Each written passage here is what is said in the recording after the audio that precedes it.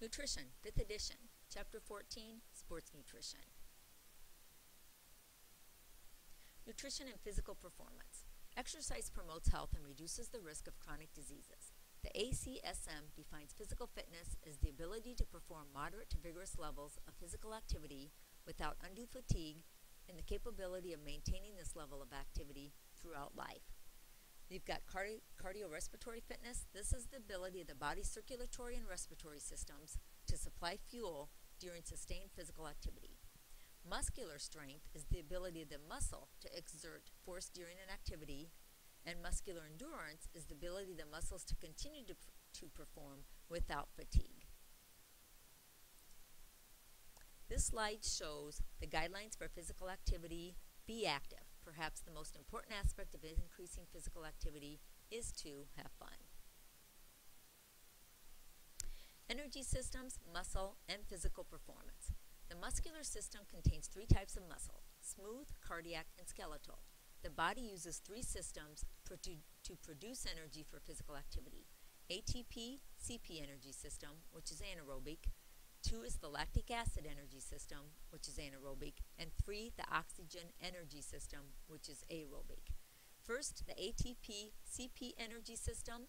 The anaerobic and aerobic metabolism work together to fuel all types of exercise.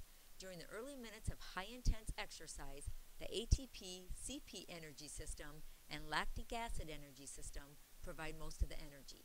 Endurance activities are fueled primarily by the metabolism of glucose and fatty acid in the oxygen energy system.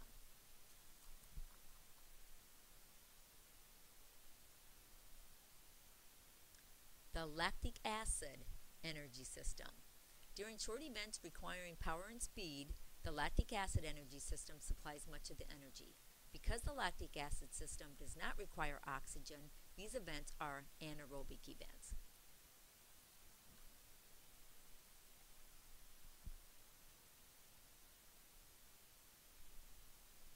Oxygen energy systems. During longer endurance events, aerobic events, the oxygen energy system supplies most of the energy. This energy system requires oxygen and primarily relies on carbohydrates and fats as fuel.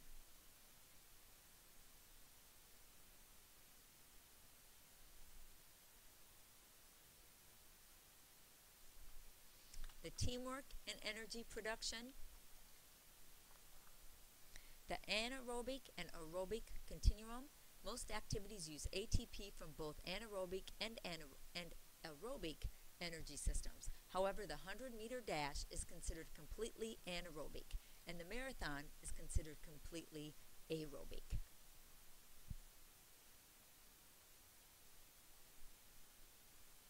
Glycogen depletion. This is initial primary energy source with gradual depletion, also known as hit the wall. Training improves the use of fat as a fuel by enhancing oxygen delivery and increases the number of mitochondria in the cell. This goes on with endurance training.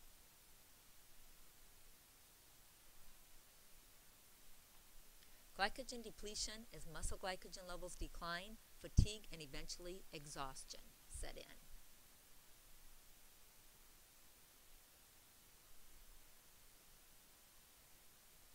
The muscle and the muscle fibers. A muscle cell is called a muscle fiber. The 2 main types of skeletal muscle fibers are slow twitch and fast twitch fibers. Slow twitch fibers generate fuel through aerobic pathways, whereas fast twitch fibers produce energy using anaerobic pathways.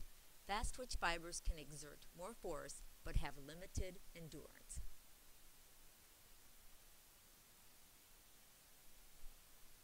Optimal nutrition for athletic performance.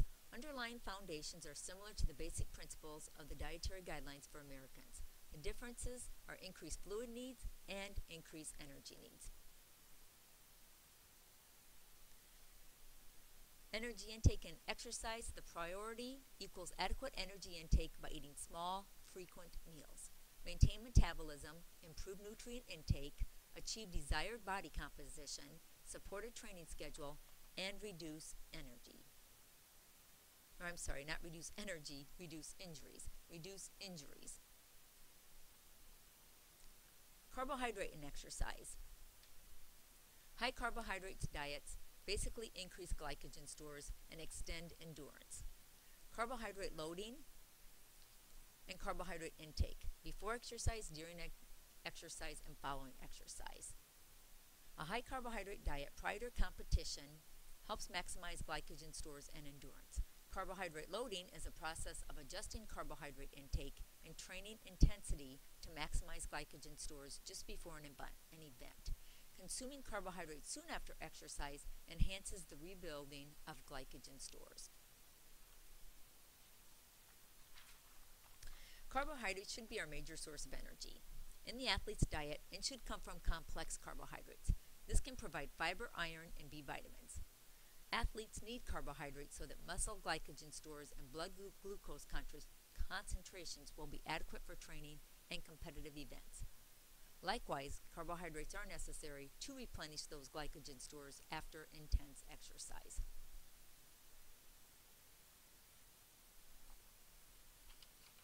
Dietary fat and exercise. Fat is a major fuel source for exercise, but high fat intake is neither required nor recommended. Recommendations is a moderate fat intake with focus on monounsaturated and polyunsaturated sources. Protein and exercise. Protein recommendations. Adults are 0.8 grams per kilogram of body weight. Endurance athletes are 1.2 to 1.4 grams per kilogram, and strength athletes is 1.6 to 1.7 grams per kilogram. Protein intake after exercise helps replenish glycogen, and dangers of high protein intake is diuresis. Protein needs of athletes are higher than for sedentary individuals, but generally athletes who consume adequate amounts of energy get enough protein. High protein foods include low-fat dairy products, egg whites, lean beef and pork, chicken, turkey, fish, and legumes. Vitamins, minerals, and athletic performance. Other nutrients important to the athlete's diet include B vitamins, iron, zinc, and calcium. B vitamins are needed for energy metabolism. Calcium is needed for normal muscle function, and storage of bones. Other vitamins important is iron. Iron is needed for oxygen delivery and energy production. Athletes have a higher loss, and lean, red meats, vegetables, and enriched grains are good sources.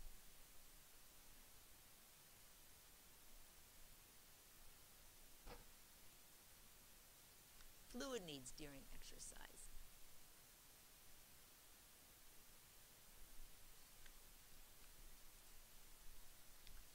Fluid needs during exercise. Exercise of any type increases fluid loss throughout sweat. Evaporation of sweat from the skin allows the body to cool itself. Fluid losses must be replaced to avoid dehydration. Athletes need to drink plenty of fluid before, during, and after exercise. Fluid choices depend on the duration of activity and the preference of the athlete. Optimal sports drinks provide energy and electrolytes in a solution that promotes rapid absorption. Nutrient intake by young athletes must support both competition and continued growth. Nutrition needs of the young athlete. Athletes who are still growing have even higher energy and nutritional needs to support both physical activity and normal growth. These just show some of those nutritional needs: short stature and delayed puberty, nutrition deficiencies, dehydration, menstrual irregularities, poor bone health, increased risk of injuries, and increased risk of developing eating disorders. Nutritional supplement and ergogenic acids. Many dietary supplements are promoted as ergogenic acids and substances that enhance performance. Few well-controlled studies on their efficiency and safety have been done. However, regulations and concerns about dietary and herbal supplements.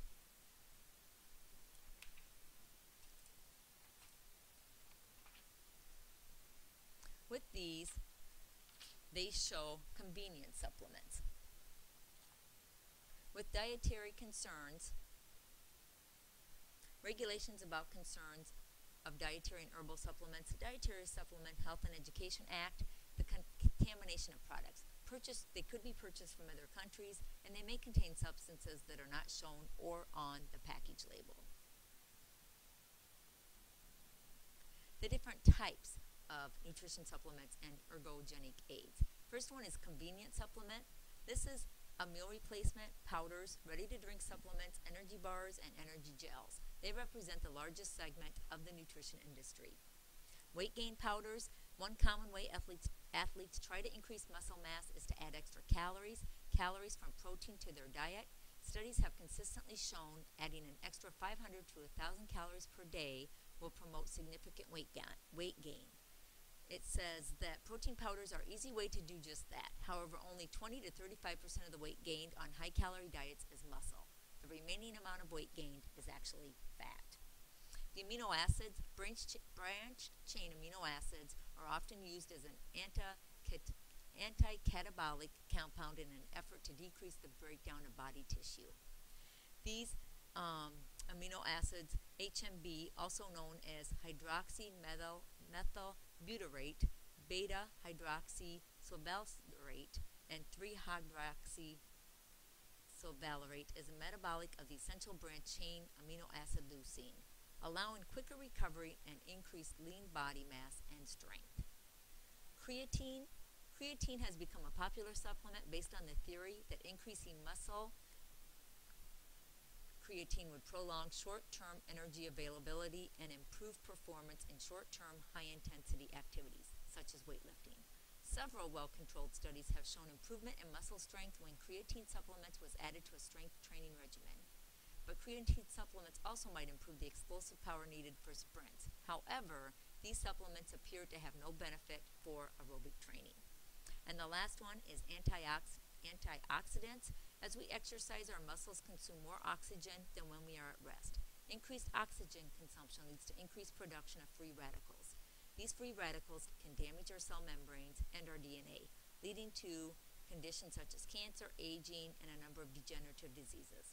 So exercise promotes health, but it also may increase cell damage. Antioxidants, which are compounds that seek out and neutralize free radicals, can protect muscles and cells from damage that results in exercise. They come in different forms such as vitamins, minerals, enzymes, vitamin C. People who exercise infrequently, as well as those who exercise intensely and for longer periods of time, have a higher risk of damage than those who exercise regularly and on a moderate schedule. Does supplementing with antioxidants basically repair free radical damage? The answer is a bit complex. Nutrition deficiencies can create difficulties in training and recovering. However, the role of antioxidant supplementation is controversial. We will stop here with Chapter 14, Sports Nutrition, and continue with Part 2.